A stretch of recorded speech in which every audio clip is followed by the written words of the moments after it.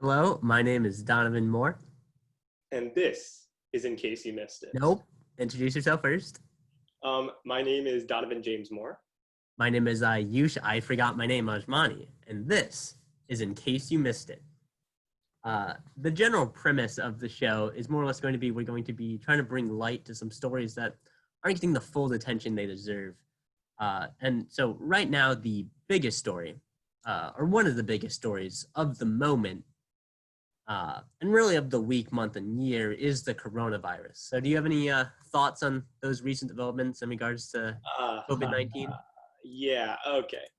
So I think that to truly understand the coronavirus pandemic, we need to kind of first really look at it from a scientific perspective and then try to look at it like globally in our political action towards it, because it's been proven numerically and just like in every single anecdotal example that when states and countries started using masks and mandating social distancing, they saw a like direct decrease in coronavirus cases, and they saw that exponential growth all of a sudden decrease. We saw this especially in South Korea, where they took this action like right away.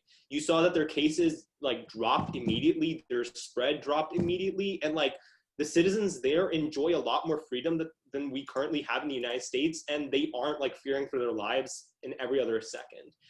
When we look to the United States, on the other hand, It's pretty different. yeah, even though we had like a good response at the beginning in a way where we started to shut down things, the modern day response, or well, our response right now is far from perfect. It's really messy. We have no national plan. It's being left up to local governments, and local governments are failing to mandate stuff on their own. And that's why we've been seeing that the United States is just going on a downward track, and we're not going to Oh, be able no, to no, the prevent. cases are going up actually, Okay, which yes, is the a bad cases thing. are So I going up. shouldn't joke about it, but Yeah.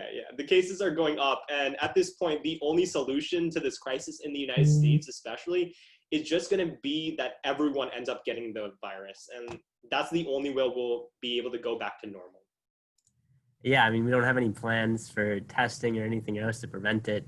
They're trying to open up the schools, but aren't funding anything to make that Yeah. feasible. So I don't Trump, know. Trump has kind of made the entire thing a bit messy, and like his response and conflicting ideologies within like safety and politics, it's just created a mess overall. Yeah. You know what else is messy? The What? history of the development of technology. So, Yeah. in case you missed it, that's what we're going to be talking about today. How technology is having an increasing role in our lives and how we and the government are starting to respond to this. Mhm. So before I get started on some background information and history on the growth in technological communications, do you have anything to throw in, Ayush? I just feel that in order for us to truly understand the impacts that technology have had on our lives, we need to start with like an overarching history and why we've gotten to the current situation we have. And I think that you're going to be mainly covering that in your segment. Thanks for having faith in me, Ayush. So yeah, so Alexander Graham Bell, you've probably heard the name, even if you don't remember exactly where. And he is the person who is primarily credited with inventing the telephone in 1876. Mhm. And obviously, the development of the telephone and its widespread use was super important because it was the first way that you could have really widespread, accessible, and instantaneous long distance person to person communication. Because we had stuff before like Morse code and the telegraph and telegram. Those those were slow. You had to be an expert in Morse code to send it. You had to have a intermediate to run the line for you. But telephones could drastically speed up communication and Yeah. simplify it. So the problem with the story of Graham Bell is that he wasn't the only one working for us. He did real research, and he had a whole family history of doing vision and research and sound, and he had research helping deaf people live better lives. So he's not necessarily a bad person, but Mhm. to give him credit is oversimplifying things, especially since there's this Italian man who I might say his name wrong. I believe it's Miucci, who he was too poor to file a proper patent. He couldn't even afford the $10 fee, and he didn't have a lawyer. So even though he had invented a working telephone before Graham Bell, he couldn't get a proper record of it. And he tried to sue, but he ended up dying before his lawsuit could be fully processed. So where Um, was the patent being filed? it was being filed in America. So yeah, he was from Italy, but he was doing this a lot of this work in America because Italy didn't have a good environment for patenting inventions at the time. And so his mediocre English was really another issue in getting this patent. So there are a lot of difficulties, which paved the way for Alexander Graham Bell to get all the credit, both from that Italian man and many other people.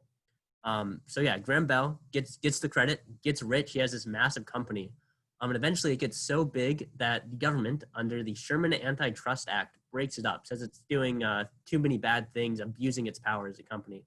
So in Yeah. 1984, they split it up into a bunch of different companies. And to have any idea of just how big it was, and how important that breaking it up became, AT&T and Verizon are both descended from Bell Company when it got broken up. So that's like crazy. The two biggest ones that we have today are still direct descendants from those companies. So it's kind of you cut off one head and you got two to replace it. Um, Yeah, and even though these companies were split up into like a multitude of smaller companies, these smaller companies started like buying each other and started combining. So now instead of just one major company, you have like a few, but it's still like a very like anti-competitive area. Yeah, but by the time that happened in 1984, the communications industry and technology industries were already like kind of heading away from telephone. Like obviously, telephones are still a fairly big deal, but Yeah. by then we were already seeing the rise of the computer and the internet. And so you had a situation where Microsoft around that time started really dominating the software industry with Windows and Internet Explorer, and they started bullying hardware companies and other companies, saying if you're going to use any other software besides ours, we're not going to let you use our software at all. And because their software was so important, people were forced out of the industry. But eventually there was a suit against them, which they lost in 2001. And that kind of weakened them, that lawsuit too. Uh, Yeah, it was a really big like antitrust like response that the government took against Microsoft, and it basically weakened Microsoft a lot, but not necessarily to the point that they aren't like a like huge company still, because you still see Microsoft is having a major influence within our yeah. society. So that case kind of really paved the way to us to get to the modern tech industry and modern Silicon Valley as we know it, where you have the big five or sometimes the big four plus Microsoft, so companies like Google, Amazon, Apple, and Facebook, really having increasingly powerful controls on our economy and our day-to-day social lives. And with these companies growing their dominance of technology in our day-to-day lives, the government has begun to institute policies to like respond to these companies. And while some of these policies have been effective, a lot of these policies have also went beyond technology and beyond their original intention, and have even went on to breach consumer privacy. We especially saw this in the case of Edward Snowden, where he leaked that the government was using nearly every piece of technology to spy on the American people. And that was a huge, huge case. And this phenomenon was known as the interconnection between politics and technology, where the government was starting to use like technological devices to influence politics, to influence like daily lives, and just do as they see fit. Yeah, and this phenomenon where we see various intersection points between politics and the tech industry has become increasingly complicated to understand and increasingly more important to understand, which leads us to our first main segment today, which is about politics. Yeah, and just more specifically, it's about the impact of technology on politics within the modern era.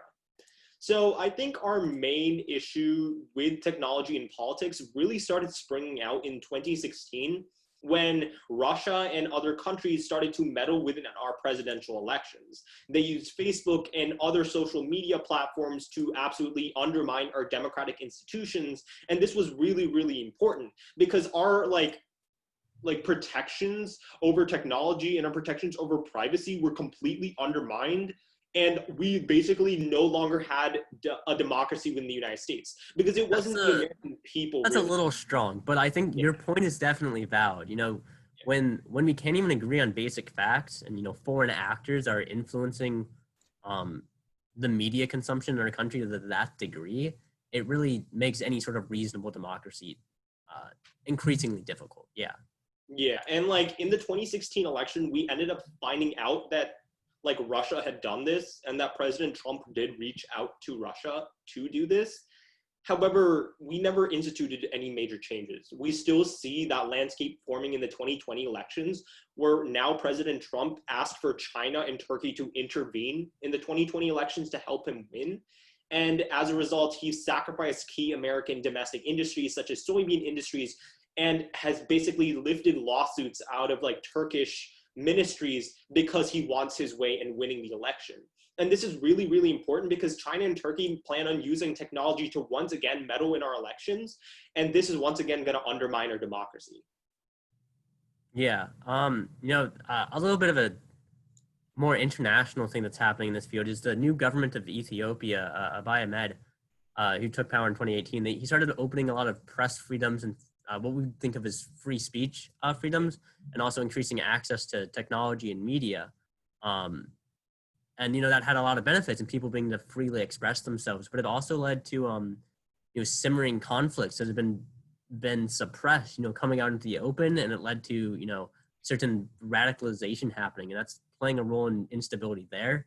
So it becomes really important for governments to strike a balance between fostering innovation and technology and fostering access to these things, while also making sure there aren't destructive forces using this technology and this social internet we are creating. Yeah, and it's really, really, really important for us to like set that line in stone and really protect that line, because like technology has been like a blessing as well to the American society and just a society as a whole, because a lot of social movements have only been possible through the increasing like use of technology, especially like the Me Too movement. Without social media and without technology, it never would have really been exposed to the light and exposed to society of how big of an issue it is for all people as a whole. And we shouldn't necessarily fear big technology all the time, because that's like the impact that it can have on society, but we should still be taking like steps to make sure that like our political policies are going towards limiting technology, but also endorsing it in a way. So you need to just find that balance, like Donovan was saying. Yeah. And, we talked earlier about how the government has used our information nefariously at times, and some of the ways Snowden and others have described. But that, misuse of data is not something the government has a monopoly on. The companies themselves do that directly quite a bit.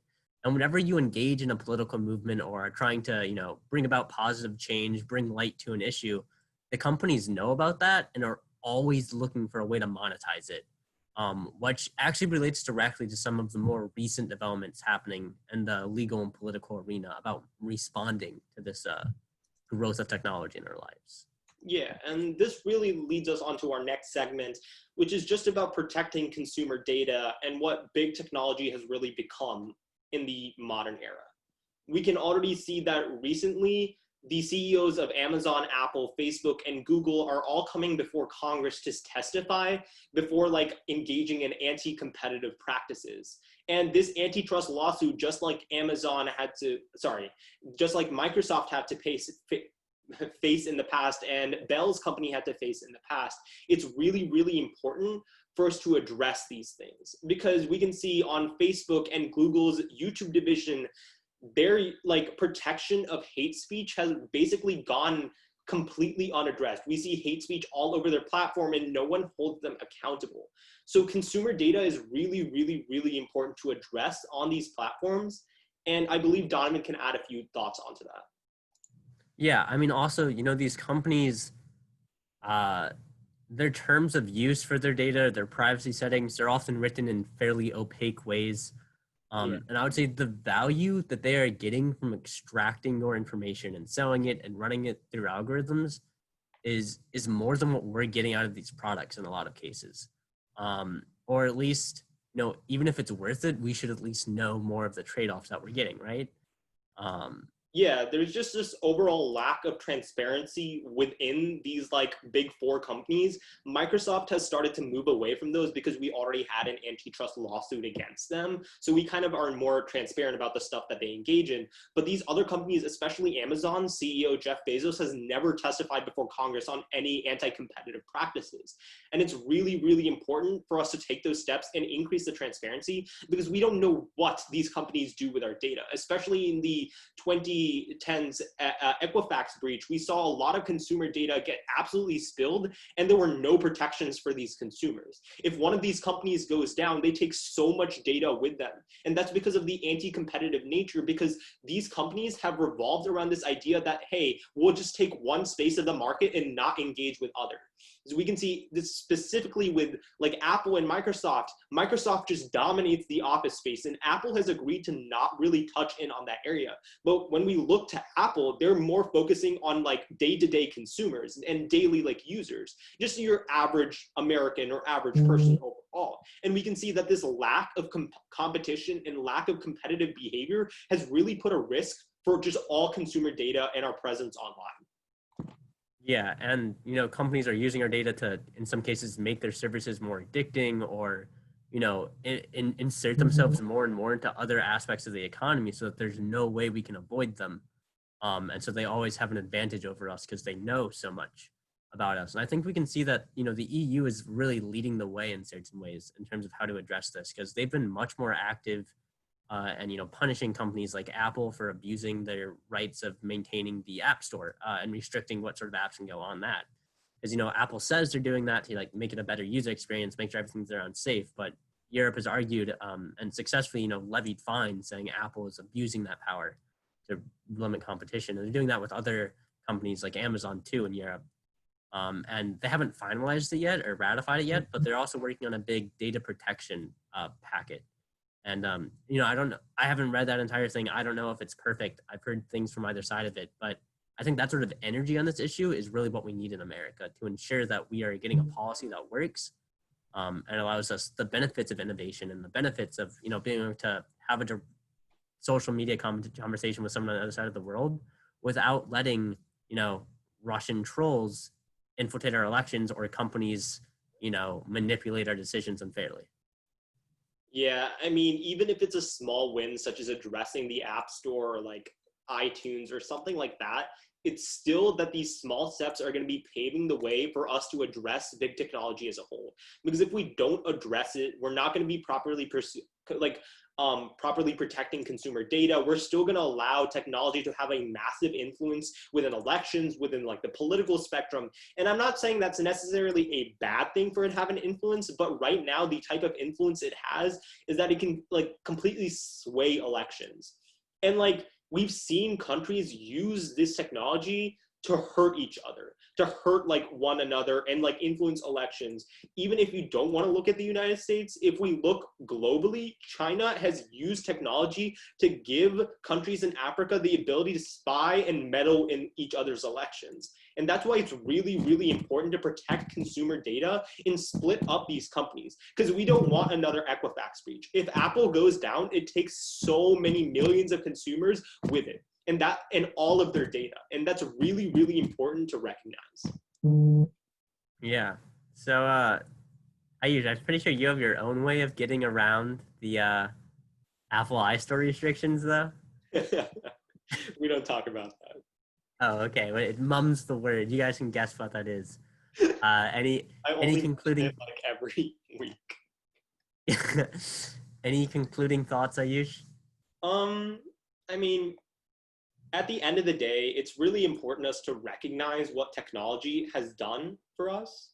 And like, even though it has like some really, really good benefits for us, like bringing like light to a lot of social movements and just overall increasing awareness to a lot of sensitive issues, there are things that are really uncertain within media and within technology and like the impacts that it can have within our society, especially when it comes to political action, when it comes to elections, and just overall protecting consumer privacy.